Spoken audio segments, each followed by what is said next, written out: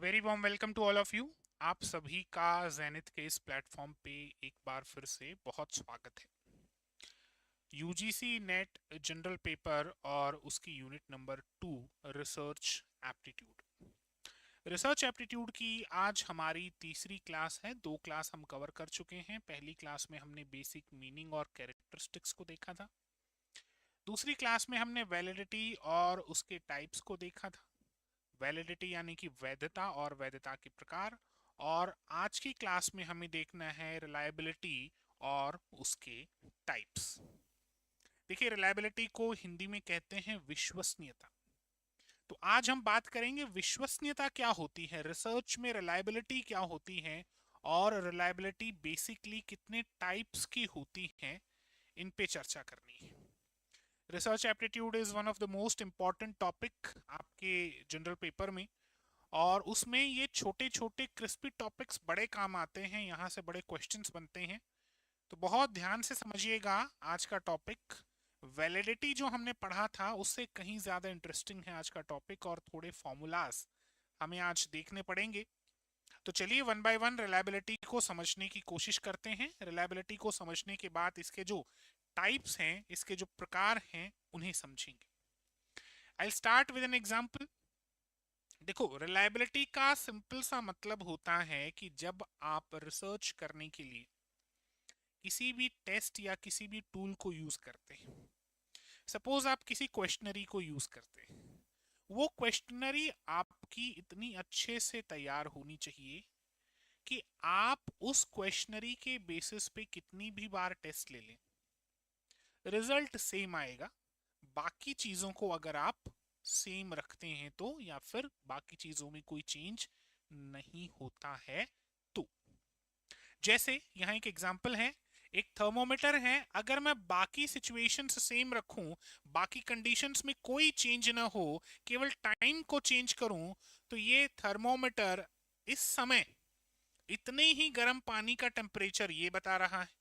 2 घंटे बाद उतने ही गर्म पानी को फिर से टेम्परेचर देखूं तो भी सेम बता रहा है, और 4 घंटे बाद फिर से उतने ही गर्म पानी का टेम्परेचर देखूं तो भी सेम वही बता रहा है। इसका मतलब ये है कि हमारा टेस्ट भी ठीक है और हमारा टूल भी ठीक है, रिलायबल है। रिलायबल का मतलब हम उस पर विश्वास कर सकते हैं, भरोसा कर सकते हैं।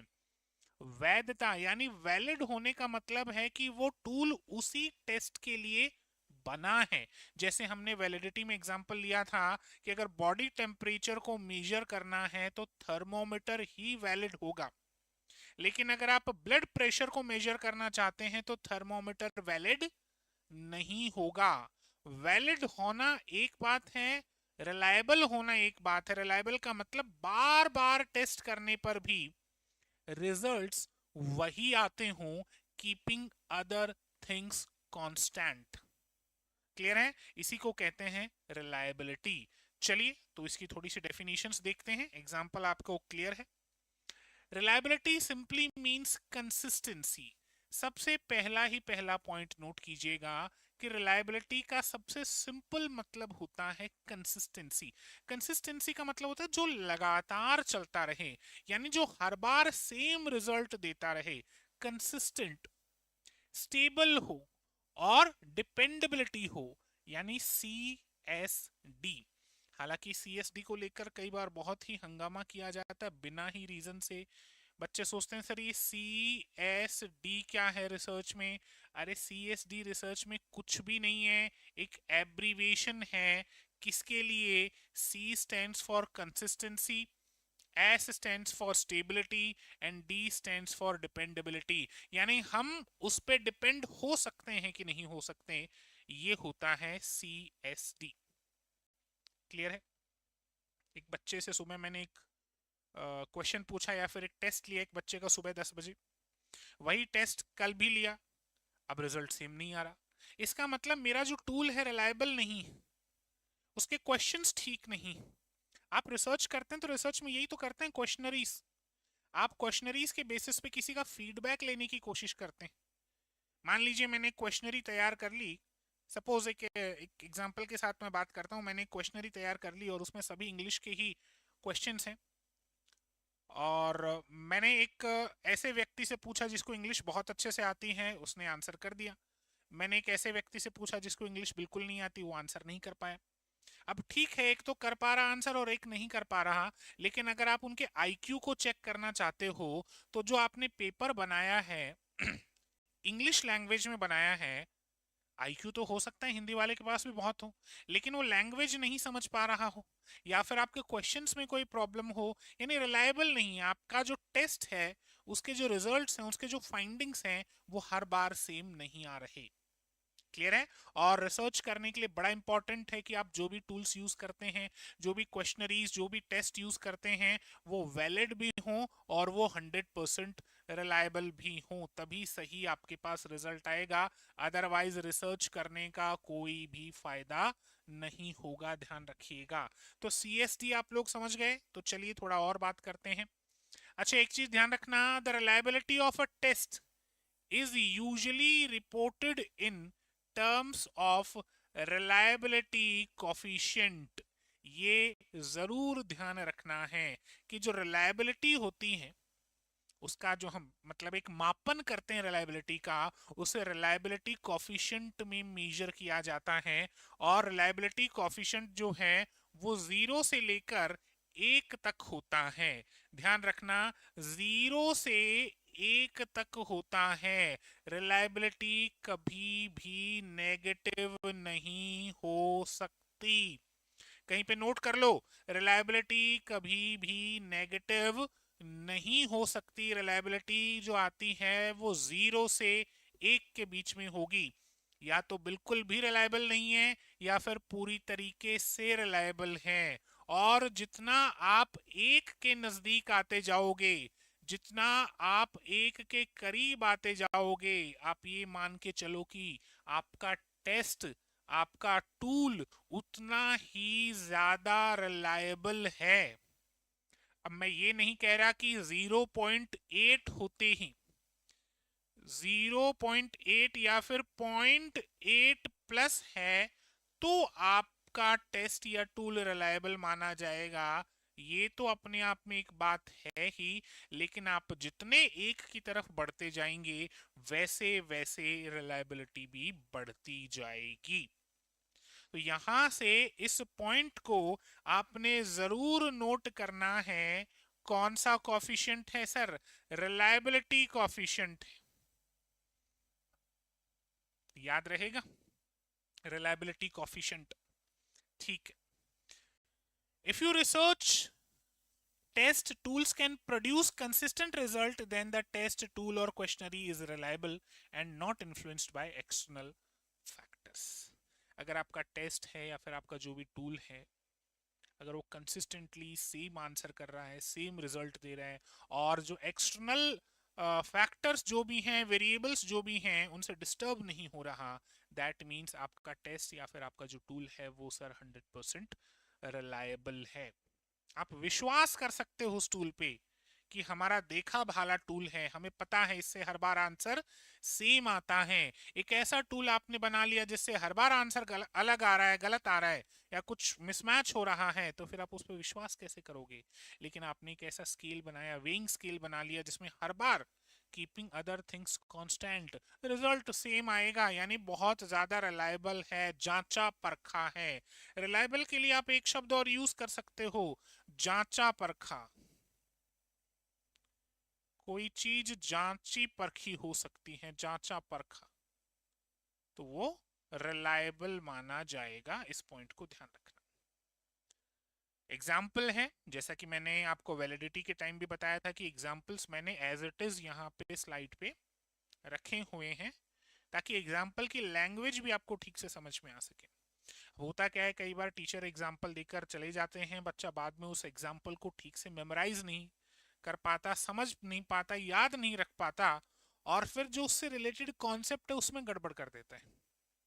इसीलिए मैं हर बार एग्जाम्पल जो है उसी फुल लेंथ में लेकर आऊंगा, ताकि आप एग्जाम्पल को भी अगर नोट कर लो तो चलो एग्जाम्पल के बहाने ही सही, आपको कॉन्सेप्ट तो ढंग से समझ में आ जाएगा, कहीं भी बीच में हम गैप नहीं रखेंगे। सुनो ध्यान से। If you measures the temperature of the exact same sample of water multiple times in a room and the thermometer shows the exact same temperature every time, your thermometer is reliable. अगर आप same temperature, same sample of water का temperature कमरे के अलग अलग जगह पे ले रहे हो या फिर अलग अलग समय पर ले रहे हो और आपका थर्मोमीटर जो है वो सेम रिजल्ट दे रहा है, that means the thermometer is reliable. आप विश्वास कर सकते हो उस थर्मोमीटर पे कि हाँ, ये जो टूल हमने यूज की है रिसर्च के लिए, ये बिल्कुल सही टूल है, रिलायबल है. क्लियर है सर? अब एक बात आती है वैलिडिटी और रिलायबिलिटी में. हमने पिछली क्लास में भी इस मुद्दे पर डिस्कशन किया था कि सर वैलिडिटी और रिलायबिलिटी में क्या अंतर है. तो एक बार दोबारा से इसको पढ़ लो, दोबारा से समझ लो, ताकि वैलिडिटी और रिलायबिलिटी का जो डिफरेंस है वो दिक्कत ना करे आपको. बहुत ध्यान से सुनिएगा. अगर वैलिडिटी की बात करूं तो वैलिडिटी का मतलब ये होता है कि आपका जो टेस्ट है, टेस्ट इज सही, या आपका जो टूल है वो सही है. यानी वो टेस्ट या वो टूल उसी पर्पस के लिए बना है जिसका आप टेस्ट करना चाहते हो. जैसे बॉडी टेम्परेचर के लिए थर्मोमीटर वैलिड है ना. ब्लड प्रेशर के लिए बीपी की मशीन वैलिड है. जैसे बॉडी टेम्परेचर को मेजर करने के लिए आप बीपी की मशीन यूज नहीं कर सकते. बीपी की मशीन अपनी जगह ठीक है, बट बीपी की मशीन से आप बॉडी टेम्परेचर नहीं मेजर कर सकते. यानी बीपी की machine for measuring the particular temperature of a body is not valid. ठीक है. जो पिछले वाली क्लास में याद करो, हमने टूटे हुए थर्मोमीटर का एग्जांपल लिया था कि टूटा हुआ थर्मोमीटर हर बार रिजल्ट सेम दे रहा है, कंसिस्टेंट है, रिलायबल है, बट वैलिड है क्या? वैलिड नहीं है सर. और हमने वहां पे यही बात की थी कि कोई भी टेस्ट वैलिड हो सकता है. क्या? अगर कोई टेस्ट वैलिड है तो रिलायबल जरूर होगा, लेकिन अगर कोई टेस्ट या टूल रिलायबल है तो फिर वैलिड हो ही, ऐसा जरूरी नहीं है. ध्यान रखना इस पॉइंट को. ठीक है. तो हम वैधता और विश्वसनीयता के बीच के अंतर को देखेंगे. ध्यान से सुनिएगा एक एक पॉइंट को, बड़े इंपॉर्टेंट पॉइंट्स हैं. While reliability is about consistency, getting the exact same result repeatedly. Reliability किसकी बात करता है सर? रिलायबिलिटी कंसिस्टेंसी की बात करता है. ध्यान रखना किसकी बात हो रही है? कंसिस्टेंसी. वैलिडिटी किसकी बात करता है? वैलिडिटी एक्यूरेसी की बात करता है. एक्यूरेट है कि नहीं है आपका tool. Validity is about accuracy. इस पॉइंट को ध्यान में रखिएगा. ठीक है. And truthfulness, measuring exactly what you exactly intended to measure, what you actually intended to measure. यानी जब भी वैलिडिटी की बात होती है तो वैलिडिटी का मतलब होता है कि आपको जो नापना है आप वही नाप रहे हो क्या? उसी माध्यम से नाप रहे हो क्या? उसी तरीके से नाप रहे हो क्या? जैसे एक सिंपल सा उदाहरण हम लेते हैं. पुलिस डिपार्टमेंट को, खासकर जो ट्रैफिक पुलिस है, उन्हें ये निर्देश दिया गया कि 24 घंटे के अंदर अंदर, एक 24 घंटे का टाइम स्पैन ले लो, हम क्या करेंगे? रिसर्च करेंगे कि हमारे इस हाईवे पे जो लोग आते जाते हैं उनमें से कितने लोग ड्रिंक एंड ड्राइव करते हैं. ऐसा रिसर्च करने का काम पुलिस डिपार्टमेंट ने शुरू किया. तो उनके पास एक मशीन है. अब क्या कर रहे हैं? एक ऑफिसर खड़े हैं और जो भी वहां से गाड़ी गुजरती है उसको रुकवाते हैं और उसे थर्मोमीटर देते हैं. बोले थर्मोमीटर अपनी जीभ के नीचे रखो. अच्छा, टेम्परेचर इतना है. तुमने शराब पी रखी है क्या? थर्मोमीटर शराब चेक करने के लिए बना है या बॉडी टेम्परेचर चेक करने के लिए बना है? आप आंसर दोगे sir thermometer body temperature check करने के लिए बना है. क्या थर्मोमीटर अपनी जगह गलत है क्या? नहीं सर, थर्मोमीटर अपनी जगह तो गलत नहीं है, लेकिन आप उस थर्मोमीटर को जिस जगह यूज कर रहे हो वो गलत है. आपको शराब पिया हुआ है या नहीं है ये फिगर आउट करना है, तो इसके लिए जो अलग स्पेशल मशीन आती है जिसमें वो फूंक मरवाते हैं, उस मशीन को यूज कर वो वैलिड होगी वहां पे। क्लियर? एक बात, ये तो वैलिडिटी होगी। अब बात करते हैं रिलायबिलिटी की। टेम्परेचर है किसी व्यक्ति का, जो थर्मोमीटर है वो हर बार एग्जैक्ट सेम टेम्परेचर देता है, यानी आप ये कह सकते हो कि मशीन सही है, सही आंसर देती है। मान लो, बहुत ध्यान से सुनना, A B C D 4 room है, चारों में ना तो फैन चल रहा है, चारों में ना एसी चल रहा है, ना ही कोई ऐसा एक्स्ट्रा फैक्टर है जो टेम्परेचर को कम या ज्यादा कर दे। मैं पहले रूम में बैठा, मेरा टेम्परेचर नोट किया गया, फिर मैं दूसरे रूम में गया, मुझे रिलैक्स करने का टाइम मिला। ऐसा नहीं कि आप कह दो कि सर आप चल के गए तो हो सकता है थोड़ा सा सांस फूल गई। मैं दूसरे रूम में बैठा, मेरा टेम्परेचर चेक किया गया, फिर मैं तीसरे रूम में गया, मेरा टेम्परेचर चेक किया गया, फिर मैं चौथे रूम में गया, मेरा टेम्परेचर चेक किया गया। हर बार टेम्परेचर सेम आ रहा है, यानी जो रिजल्ट है वो कंसिस्टेंट है, यानी जो मेरा टूल है या फिर जो मेरा टेस्ट है वो रिलायबल है। मैं भरोसा कर सकता हूँ उस पर कि अगर पांचवें रूम में भी मैं चेक करूंगा तो वही रिजल्ट आएगा। क्लियर है? ये है वैलिडिटी वर्सेस रिलायबिलिटी। ध्यान रखना, वैलिडिटी एक्यूरेसी के लिए होती है, रिलायबिलिटी कंसिस्टेंसी के लिए होती है। गोल्डन रूल आप सबको पता ही होना चाहिए इसका, कि अगर कुछ वैलिड है तो रिलायबल होगा, ये तो कंपल्शन है।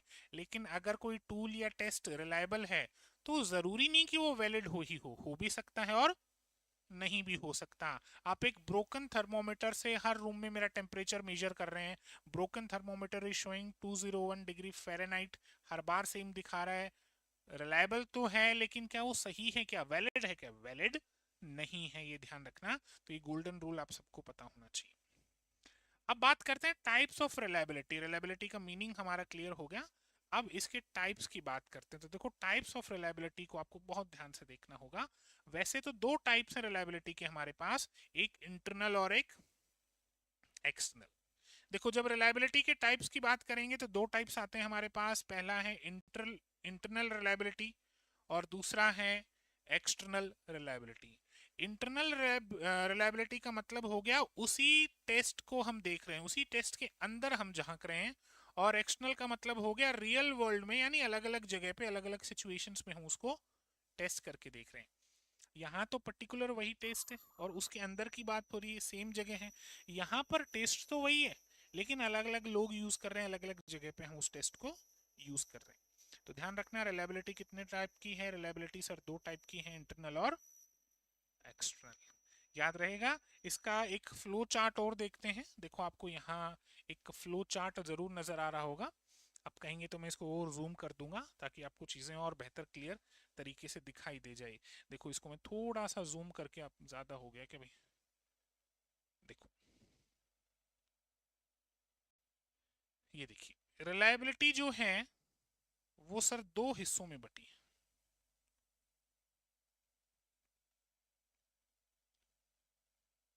ठीक है, रिलायबिलिटी को हमने दो हिस्सों में बांट दिया, इंटरनल रिलायबिलिटी और एक्सटर्नल रिलायबिलिटी। इंटरनल रिलायबिलिटी का मतलब होता है सेम उसी पर्टिकुलर टेस्ट में जब हम देख रहे हैं, हम बाहर नहीं जा रहे, हम उसी पर्टिकुलर टेस्ट को देख रहे हैं, तो ये तो इंक्लूडेड है इंटरनल रिलायबिलिटी में। अब जो इंटरनल रिलायबिलिटी है वो हमारे पास दो टाइप की है, एक तो इंटरनल कंसिस्टेंसी है और एक स्प्लिट हाफ मेथड है। दोनों पे बात करेंगे। स्प्लिट हाफ मेथड में क्या हो रहा है, और एक तरीके से इंटरनल कंसिस्टेंसी का मतलब एक एवरेज मेथड आता है, उस पर डिस्कशन करेंगे हम, है ना। यानी इंटरनल कंसिस्टेंसी की बात करता है, और ये दो टाइप की होती है। हम तीन पढ़ेंगे, मैं एक एडिशनल और आपको बता दूंगा, उस पर बात करेंगे। ये अलग अलग फॉर्मूलाज हमें यहाँ यूज करने होंगे, ध्यान रखना। फिर बात करते हैं सर एक्सटर्नल रिलायबिलिटी पे। तो एक्सटर्नल रिलायबिलिटी हमारे पास तीन टाइप की है, parallel form reliability, test retest reliability और इंटर रेटर रिलायबिलिटी। क्लियर है? तो टोटल हमें कितने टाइप की रिलायबिलिटीज देखनी है? 5 टाइप की देखनी है। मैं एक और एडिशनल आपको बताऊंगा, तो टोटल 6 टाइप्स की रिलायबिलिटी हमारे पास देखने के लिए है। जिसमें सबसे पहले हम इंटरनल और एक्सटर्नल को समझने की कोशिश करेंगे, उसके बाद ही फिर इसके आगे फर्दर क्लासिफिकेशंस हम देख पाएंगे। तो चलिए सबसे पहले शुरुआत करते हैं कहाँ से, इंटरनल रिलायबिलिटी से। इंटरनल रिलायबिलिटी का मतलब हो गया आंतरिक विश्वसनीयता। देखो इंटरनल का मतलब क्या है, इंटरनल का मतलब है सेम टेस्ट पेपर या सेम टूल, उसी को हम बार बार अलग अलग तरीके से जांच रहे हैं ताकि उसकी रिलायबिलिटी हमें पता चल जाए। और रिलायबिलिटी पता करने के लिए कौन सा टेस्ट, रिलायबिलिटी कोफिशिएंट 0 से 1 के बीच में, और जितना ज्यादा 1 की तरफ होगा रिलायबिलिटी उतनी हायर होगी। ये ध्यान रखना, रिलायबिलिटी को समझने के लिए, रिलायबिलिटी को जांचने के लिए आपको कोरिलेशन की जरूरत पड़ेगी। कोरिलेशन का मतलब होता है सहसंबंध। सहसंबंध का मतलब होता है कि अगर एक वैल्यू बढ़ रही है तो दूसरी वैल्यू भी बढ़ रही है, एक वैल्यू गिर रही है तो दूसरी वैल्यू भी गिर रही है, एक वैल्यू जितनी दर से बढ़ रही है दूसरी वैल्यू उतनी ही दर से गिर रही है, और एक वैल्यू जितनी दर से गिर रही है दूसरी वैल्यू उतनी ही दर से बढ़ रही है। सह संबंध है आपस में, कोरिलेशन है, स्टैटिस्टिक्स में आप पढ़ेंगे इसको अच्छे से। खैर, internal reliability also called internal consistency, इसे इंटरनल कंसिस्टेंसी भी कहा जाता है, सर ध्यान रखना। Looks strictly inside a single test, तो ये एक सिंगल टेस्ट को देखती है बस। किसको देखती है, केवल और केवल एक सिंगल टेस्ट को देखा जाता है, इंटरनल रिलायबिलिटी। अब कैसे देखा जाता है, वन बाय वन बात करते हैं। It checks whether all the different questions और items within that single test are measuring the exact same concept or note। देखो जो इंटरनल रिलायबिलिटी है वो इस बात को चेक करती है कि उसी सेम टेस्ट पेपर में या उसी सेम टेस्ट में या उसी सेम टूल्स में जो क्वेश्चंस हैं, क्वेश्चनरी हम बेसिक एग्जांपल लेकर चलते हैं, जो क्वेश्चनरी है उसमें जो क्वेश्चंस हैं वो सब आपस में मेल खाते हों, यानी अलग अलग क्वेश्चंस पूछने के बाद भी रिजल्ट लगभग सिमिलर ही रहता हो, इसे कहते हैं इंटरनल रिलायबिलिटी। यानी जो क्वेश्चंस हैं उनका एवरेज सेम आना चाहिए, अगर एवरेज सेम आ रहा है तो मान के चलो रिलायबल है, और एवरेज सेम नहीं आ रहा तो नॉट दैट रिलायबल। चलिए एग्जांपल सुनो। If you create a 15 question math paper या मैथ टेस्ट, आपने एक 15 प्रश्नों का एक मैथ्स का टेस्ट प्रिपेयर किया है, but you accidentally include 10 math questions and 5 science question, your test has very low internal reliability। Total 15 questions हैं, जिसमें से 10 क्वेश्चंस तो मैथ्स के हैं, 5 क्वेश्चन साइंस के हैं। आपने मैथ्स का टेस्ट लेना है तो ये क्वेश्चंस ही आपस में रिलायबल नहीं है। बच्चा मैथ्स का टेस्ट देने आएगा तो 10 क्वेश्चंस तो अटेंड कर लेगा, 5 क्वेश्चन साइंस के अटेंड नहीं कर पाएगा क्योंकि पढ़कर नहीं आया वो साइंस के लिए, वो तो प्रिपेयर होकर आया था मैथ्स के लिए। यानी हर क्वेश्चन से जो रिजल्ट आएगा उसका जो एवरेज बनेगा वो सेम नहीं बनेगा। ध्यान रखना, क्वेश्चंस आपस में मैच नहीं कर रहे। जैसे मान लो कोई व्यक्ति है, आपको उसका डिप्रेशन टेस्ट लेना है, 5 क्वेश्चंस आपने दे दिए उसको, ये पांचों क्वेश्चंस जो है ना वो आपस में मैच होने चाहिए सर। पांचों क्वेश्चंस कहीं ना कहीं घूम फिर के मेंटल हेल्थ से रिलेटेड होने चाहिए। मान लो आप किसी के डिप्रेशन का टेस्ट ले रहे हो, आप ये देखना चाहते हो कि ये बंदा कितना डिप्रेशन में है। पहला सवाल आपने पूछा कि क्या आप हमेशा उदास रहते हो, उसने कहा हाँ, चलो डिप्रेशन से संबंधित क्वेश्चन। दूसरा सवाल आपने पूछा कि क्या आपको आत्महत्या करने की इच्छा होती है, उसने कहा हाँ बिल्कुल होती है, चलो ये भी अवसाद या डिप्रेशन या जिस पर्टिकुलर पॉइंट को हम देखना चाह रहे हैं उसी से रिलेटेड है। तीसरा क्वेश्चन आपने पूछा कि भगवान राम कितने भाई थे,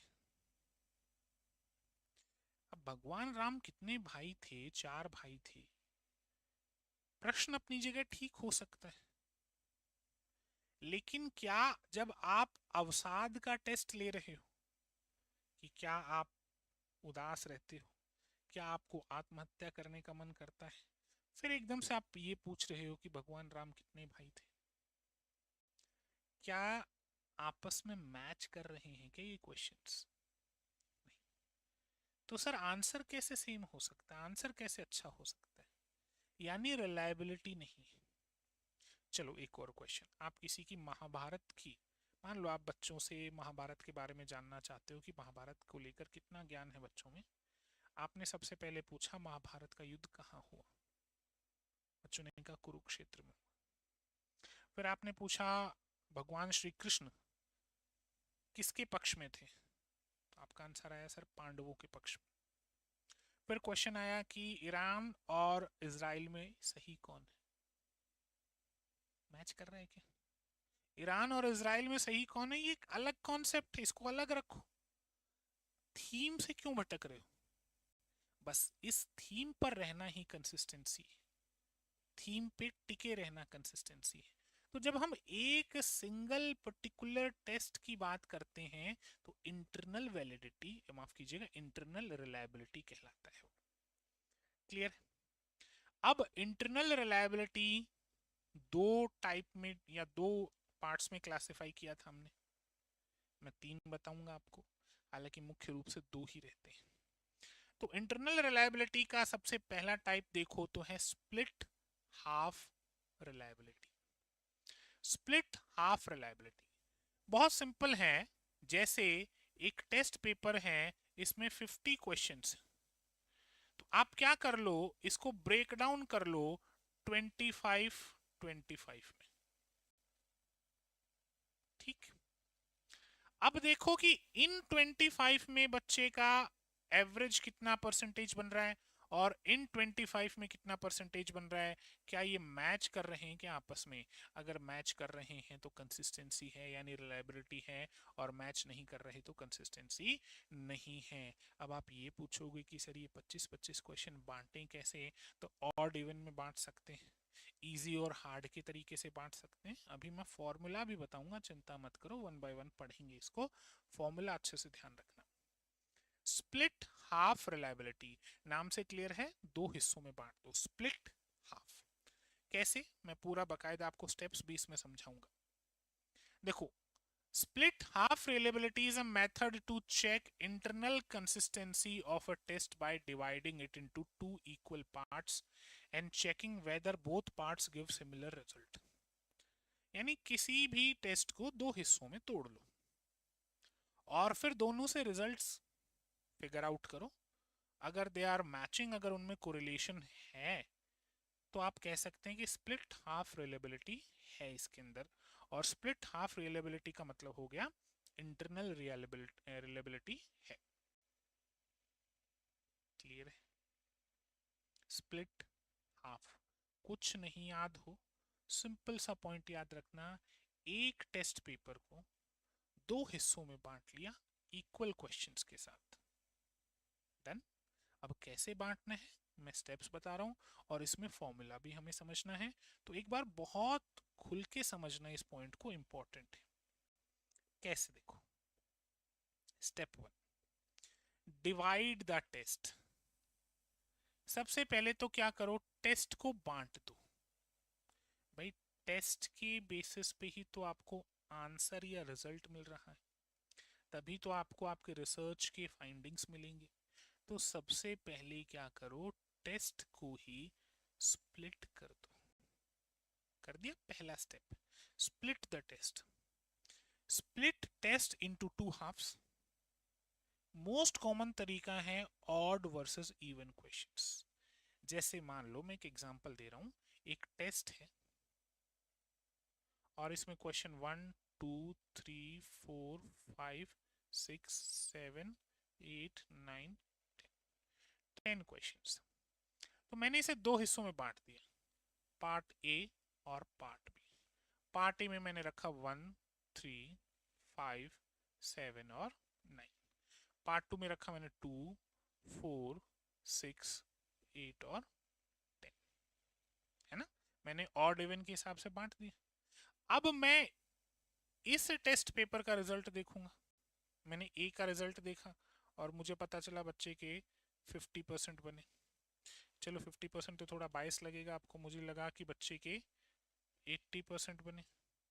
इसका रिजल्ट देखूंगा, इसमें देखा तो पता चला बच्चे के 79.8% बने। रिलायबल है कि नहीं है, दोनों जगह ऑलमोस्ट कंसिस्टेंट रिजल्ट आया है। क्लियर है। तो ऐसे दो हिस्सों में बांट दो। स्टेप 2 क्या करो, कैलकुलेट स्कोर। अभी हमने किया, स्कोर कैलकुलेट किया, दोनों हिस्सों के अंक अलग अलग निकाले, स्कोर कैलकुलेट कर लिए। इसके बाद क्या करोगे, कोरिलेशन ढूंढोगे। Find correlation between two halves, दोनों के बीच कोरिलेशन ढूंढना है, कितने नजदीक है। कोरिलेशन का मतलब होता है जब एक सरकता है तो दूसरा भी सरके। अब कोरिलेशन पॉजिटिव भी हो सकता है, नेगेटिव भी हो सकता है।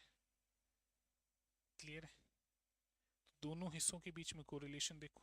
अब अगर मैं इन दोनों हिस्सों के बीच में कोरिलेशन देखूं तो मेरे को दिख रहा है बहुत ज्यादा कोरिलेशन। स्टेप 4 क्या करो, फॉर्मूला अप्लाई कर लो। और ध्यान रखना, स्प्लिट हाफ रिलायबिलिटी जो है उसके लिए जो फॉर्मूला हम यूज करते हैं वो स्पेयरमैन ब्राउन फॉर्मूला यूज करते हैं। इंपॉर्टेंट है, ध्यान रखना कौन सा फॉर्मूला यूज करते हैं, स्पेयरमैन ब्राउन फॉर्मूला हम यूज करते हैं, काफी इंपॉर्टेंट है स्प्लिट हाफ के लिए, नोट कर लेना। ठीक, कैसे यूज करते हैं, देखो ये फॉर्मूला है। इस आर का मतलब है रिलायबिलिटी, हमें रिलायबिलिटी देखनी, ठीक है।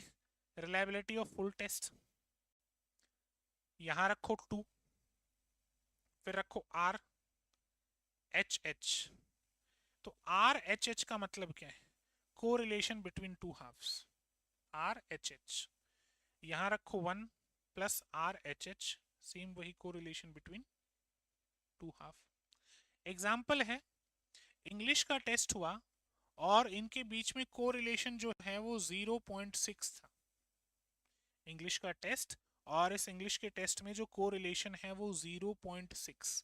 तो इसको कैसे करोगे, देखो आपको रिलायबिलिटी देखनी, तो आप 2 आर एच एच की जगह 0.6 लिखो, लेकिन इसको मल्टीप्लाई करोगे 0.6 अपॉन 1 प्लस फिर 0.6, तो ये हो जाएगा 1.6।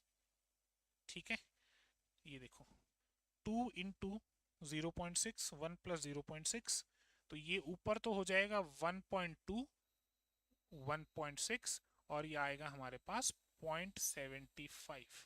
75 नहीं बोलते, 0.75 बोलते हैं। यानी कहीं ना कहीं रिलायबिलिटी है बट उतनी नहीं। 0.75 is not a good sign कि रिलायबल है या नहीं है। 80 के आसपास या उससे ऊपर हो तो अच्छा रिलायबिलिटी माना जाता है। बाकी ठीक है, 0.75 भी अपनी जगह ठीक रिलायबिलिटी को दिखा रहा है। मैं 5 सेकंड का विंडो दे रहा हूं आपको, जल्दी से इस फॉर्मूला को नोट कर लीजिए।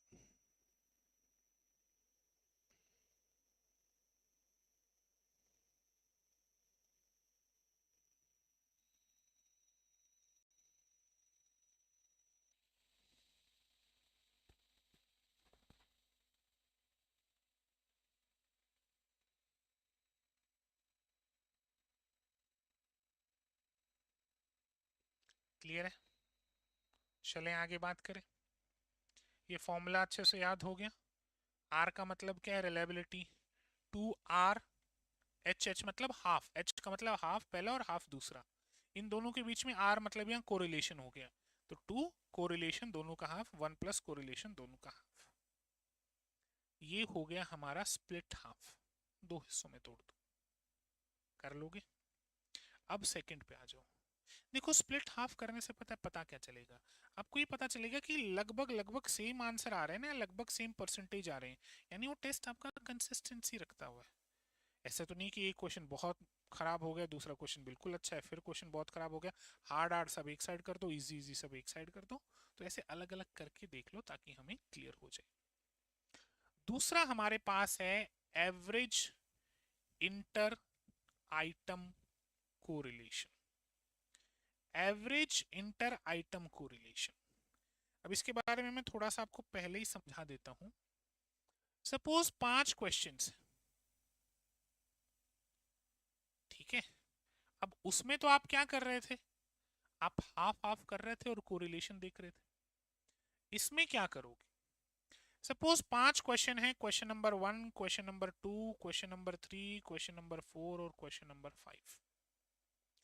तो सबसे पहले आप क्या करोगे, क्वेश्चन नंबर 1 का कोरिलेशन देखोगे क्वेश्चन नंबर 1 से ही, तो ये तो एक ही आएगा, पूरा पूरा ही आएगा। फिर क्वेश्चन नंबर 1 का कोरिलेशन देखोगे क्वेश्चन नंबर 2 से, फिर क्वेश्चन नंबर 1 का कोरिलेशन देखोगे क्वेश्चन नंबर 3 से, फिर क्वेश्चन नंबर 1 का कोरिलेशन देखोगे क्वेश्चन नंबर 4 से, फिर क्वेश्चन नंबर 1 का कोरिलेशन देखोगे क्वेश्चन नंबर 5 से। ठीक है, मतलब इस एक को आप सबके साथ देखोगे, एक को 2 के साथ भी देखोगे, एक को 3 के साथ भी देखोगे, एक को 4 के साथ भी देखोगे, एक को 5 के साथ भी देखोगे, और ऐसे ही फिर 2 को देखोगे, 2 को 1 के साथ देखोगे, 2 को 2 के साथ देखोगे, 2 को 3 के साथ, 4 के साथ, 5 के साथ, ऐसे ही फिर 3 को देखोगे, ऐसे ही फिर 4 को देखोगे, और ऐसे ही फिर 5 को देखोगे, और फिर सबका देखने के बाद उसका एक एवरेज निकाल लोगे। एवरेज जितना ज्यादा एक की तरफ आएगा, यानी कंसिस्टेंसी उतना ज्यादा है, यानी रिलायबिलिटी उतनी ज्यादा है। बस इसीलिए इसका नाम क्या है, एवरेज इंटर आइटम कोरिलेशन। अब इसमें क्वेश्चन भी, फॉर्मूला भी थोड़ा सा समझने वाला है, ध्यान से देखना। यहां आप अपने टेस्ट क्वेश्चन को पेयर, जोड़े में ग्रुप करते हैं, है ना। जैसे यहाँ आपने जोड़ा बनाया, एक का 1 के साथ बना लिया, एक का 2 के साथ बना लिया, एक का 3 के साथ बना लिया, एक का 4 के साथ बना लिया, एक का 5 के साथ बना लिया। फिर आपने क्या किया, 2 का 2 के साथ बना लिया, 2 का 3 के साथ बना लिया, 2 का 4 के साथ बना लिया, और 2 का 5 के साथ बना लिया, क्योंकि 2 का 1 के साथ आप ऑलरेडी बना चुके हैं। क्लियर है। फिर आपने क्या किया, फिर आपने किया 3 का, अब 3 का 2 के साथ आप यहां बना चुके हैं, तो आप 3 का 3 के साथ बना लो, 3 का 4 के साथ बना लो, और 3 का 5 के साथ बना लो, क्योंकि 3 का 1 के साथ भी बना चुके हैं आप पेयर, और 3 का 2 के साथ भी बना चुके हैं, तो ये बना लो।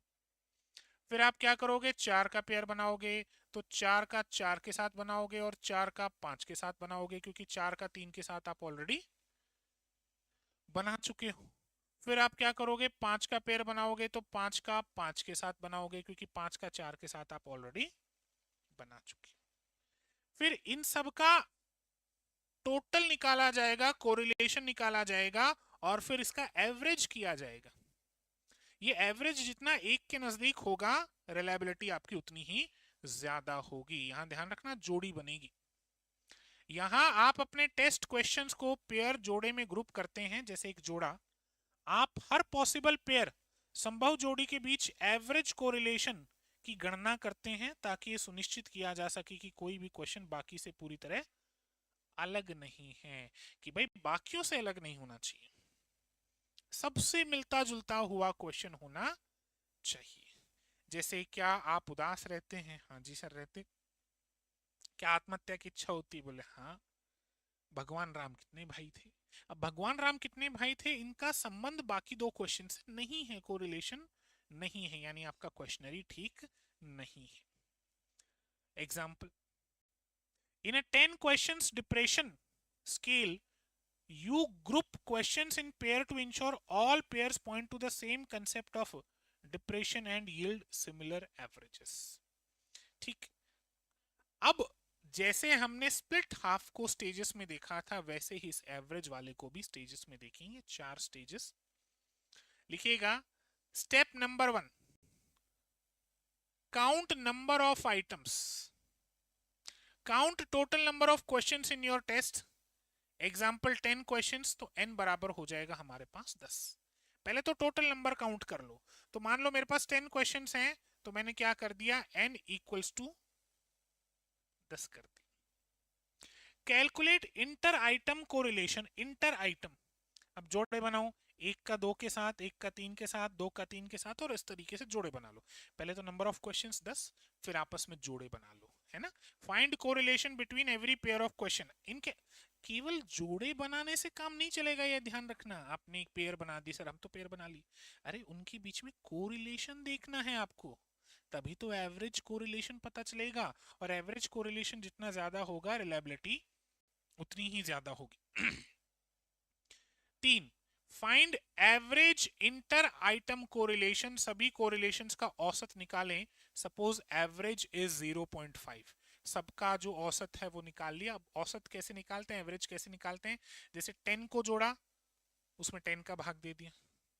1 2 3 4 5 को जोड़ा, उसमें 5 का भाग दे दिया। 1 2 को जोड़ा, उसमें 2 का भाग दे दिया।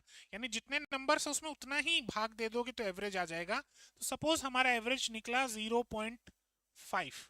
तो अब फॉर्मूला पुट करो, n n-1, ये इस तरीके से फॉर्मूला होगा। इसका सॉल्यूशन नहीं पूछा जाएगा, लेकिन फॉर्मूला आपको जरूर पता होना चाहिए। क्लियर है? ये फिर स्टैटिस्टिक्स का पार्ट हो जाता है, बहुत डीप पार्ट चला जाता है। यहाँ आपको सिग्मा वगैरह ये कई चीज समझनी होगी। चले, फॉर्मूला जल्दी से नोट कर लो, फिर आगे बात करते हैं।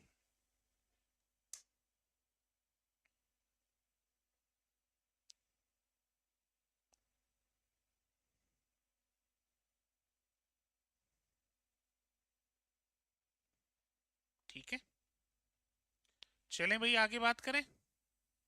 अच्छा, एक चीज ये भी ध्यान रखना कि ये जो आपने देखा है, इसमें फॉर्मूला हम किसका यूज कर रहे हैं, ये भी थोड़ा सा ध्यान रखना। मैं वापस इस वाले पॉइंट पे आता हूँ। इसको अगर आप देखेंगे, ये देखो, ये अल्फा फॉर्मूला यूज कर रहे हैं।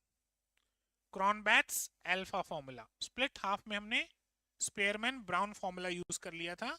और इंटरनल कंसिस्टेंसी यानी जो एवरेज वाला है, इसमें हम क्रॉनबैट्स अल्फा फॉर्मूला हम यूज कर रहे हैं। तो ये थोड़ा सा फॉर्मूला भी ध्यान में रख लेना।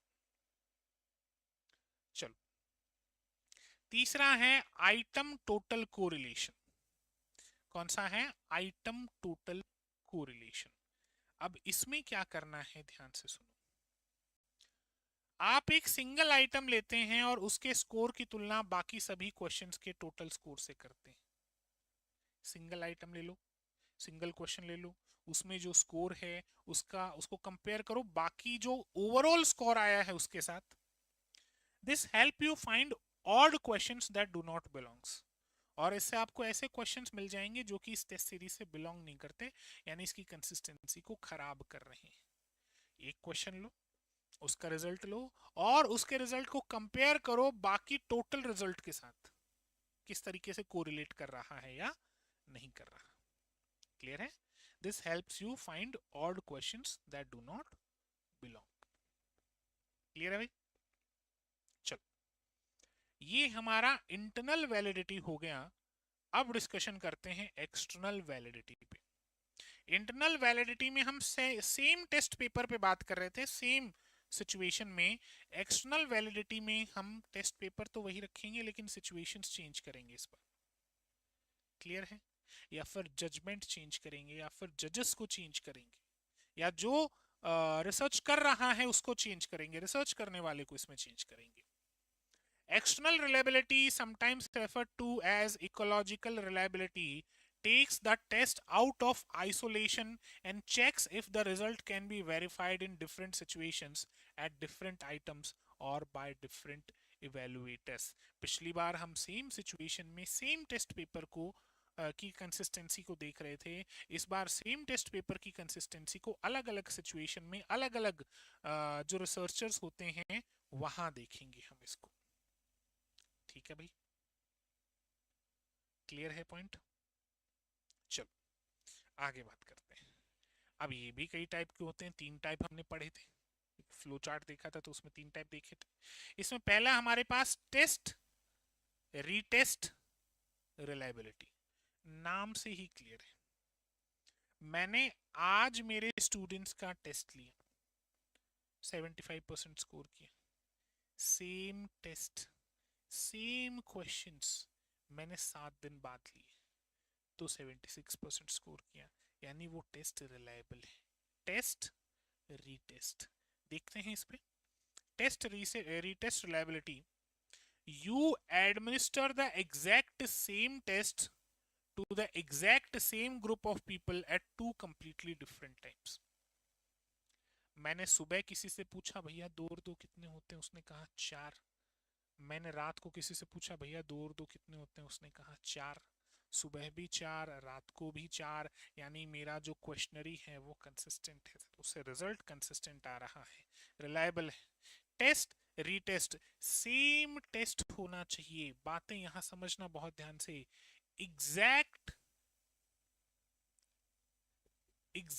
Same test to the exact same group of people at 2 completely different times.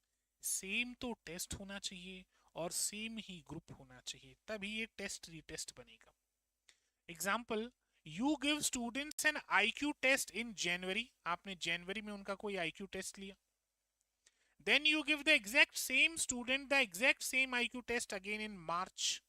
उन्हीं स्टूडेंट से सेम वही IQ टेस्ट आपने मार्च में लिया, जनवरी और मार्च के रिजल्ट को कंपेयर कर लो, कंसिस्टेंसी है तो इसका मतलब रिलायबिलिटी भी है। क्लियर? दूसरा है इंटर रेटर रिलायबिलिटी। अब इंटर रेटर रिलायबिलिटी का मतलब क्या होता है कि एक ही टेस्ट है लेकिन अलग अलग लोग ले रहे हैं। ये ज्यादातर वहां यूज किया जाता है जब आप किसी के एटीट्यूड को जांचते हो, जिसके लिए कोई नंबरिंग नहीं हो सकती कि 0 से 10 के बीच में नंबर करो। जैसे डांस वगैरह का कोई परफॉर्मेंस होती है, सिंगिंग की कोई परफॉर्मेंस होती है, तो आप देखेंगे 4 जजेस बैठे होते हैं। अब चारों जजेस का लगभग लगभग सेम सा ही फीडबैक है तो कंसिस्टेंसी है, यानी रिलायबिलिटी है। ठीक है, तो ये है inter rater reliability. This involves multiple या डिफरेंट रेटर्स, यानी जजेस अलग अलग होते हैं, evaluating the exact same performance और test to see if they agree. This is crucial for removing personality और बायसनेस। क्लियर? क्योंकि एक ही व्यक्ति अगर जज करेगा तो बायस हो सकता है, लेकिन अलग अलग लोग जज करेंगे तो बायसनेस कहीं ना कहीं कम हो जाती है।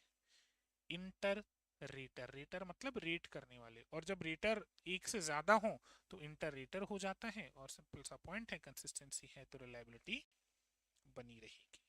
Example, you perform in a dance competition and all 4 जजेस give you a highly similar score like a 10 because multiple different people gave the same score, the inter-rater reliability is excellent। ठीक है, अलग अलग लोगों ने आपको स्कोर दिया है और स्कोर जो है वो लगभग लगभग सेम है। पैरेलल फॉर्म रिलायबिलिटी, अब ये थोड़ा सा आपको समझना पड़ेगा। पैरेलल फॉर्म रिलायबिलिटी, देखो जब आपका नेट का एग्जाम होता है तो सब्जेक्ट तो आपके अपने अपने अलग अलग आते हैं, ठीक है, सब्जेक्ट सबके अलग अलग है, लेकिन जनरल पेपर तो जनरल पेपर है। मान लो यूजीसी ने हिंदी का एग्जाम कंडक्ट कराया तो भी जनरल पेपर आया होगा, यूजीसी ने कॉमर्स का एग्जाम कंडक्ट कराया तो भी जनरल पेपर दिया होगा, यूजीसी ने मैनेजमेंट एग्जाम कंडक्ट कराया तो भी जनरल पेपर दिया होगा, यूजीसी ने इकोनॉमिक्स का एग्जाम कंडक्ट करवाया तो भी जनरल पेपर दिया होगा। यानी जनरल पेपर एक ऐसा पेपर है जो हर बार आ रहा है, तो आपको पैरेलल पेपर बनाने पड़ते हैं, पैरेलल टेस्ट तैयार करने पड़ते हैं, उसमें जो डिफिकल्टी लेवल है वो आपको बैलेंस करके चलना पड़ता है। पता चले हिंदी वालों का जनरल पेपर तो बहुत सिंपल आया था, साइंस वालों का, सॉरी इकोनॉमिक्स वालों का जनरल पेपर बहुत हार्ड आ गया, इकोनॉमिक्स वाले बच्चे रह गए, हिंदी वाले बच्चों का नेट क्लियर हो गया, गड़बड़ हो जाएगी ना। तो जनरल पेपर आपको एवरेज रखना पड़ेगा, पैरेलल रखना पड़ेगा, सेम डिफिकल्टी आपको मेंटेन करते हुए चलनी पड़ेगी। Parallel form reliability, you create 2 different versions of a test, version दो होंगे, टेस्ट वही, which are equal in nature and measure the same concept and give both versions to the same group। Same group को ही देना पड़ेगा आपको, यानी test तो sir वही है लेकिन उसके वर्जन्स चेंज कर दिए गए, ना डिफिकल्टी लेवल कम किया गया ना ज्यादा किया गया, मान लो मुझे आप लोगों से रिसर्च एप्टीट्यूड के बारे में पूछना है, मैं आपका टेस्ट लेना चाहता हूं। मैंने आज आपको 100 क्वेश्चंस दे दिए और कल आपको 100 अलग क्वेश्चंस दे दिए। अब ये जो दोनों अलग अलग सेट हैं, मैं सिलेबस से बाहर नहीं जा सकता, मैं उस डिफिकल्टी लेवल से बाहर नहीं जा सकता, तो ये एक दूसरे से पैरेलल मैंने बनाए हैं वही, लेकिन पैरेलल हैं, एक दूसरे के सिमिलर हैं थोड़े थोड़े, तो इसे कहा जाता है पैरेलल टेस्ट। वर्जन सेम है, ठीक है। To test a student's English knowledge you give them a written exam. आपने बच्चे को रिटन एग्जाम भी दिया और फिर ओरल एग्जाम भी ले लिया। रिटन एग्जाम में भी अगर अच्छा स्कोर कर रहा है, ओरल एग्जाम में भी अगर अच्छा स्कोर कर रहा है, यानी दोनों ही जो पैरेलल टेस्ट हैं, जो दोनों वर्जन हैं, उनकी रिलायबिलिटी क्या है सर? उनकी रिलायबिलिटी ज्यादा है, ठीक है, क्लियर है। चलिए, तो आज के लिए इतना ही रखेंगे, और इसी के साथ हमने जो रिसर्च के जो कैरेक्टरिस्टिक्स हैं उन्हें पूरा किया है। बेसिकली कैरेक्टरिस्टिक्स को कंप्लीट करने में हमें 3 क्लासेस लगी हैं। पहली क्लास में तो हमने नॉर्मल जो मीनिंग थी उसी के साथ ही कैरेक्टरिस्टिक्स देखे थे। दूसरी क्लास में हमने वैलिडिटी को कंप्लीट किया था, और इस क्लास में हमने रिलायबिलिटी को कंप्लीट किया है।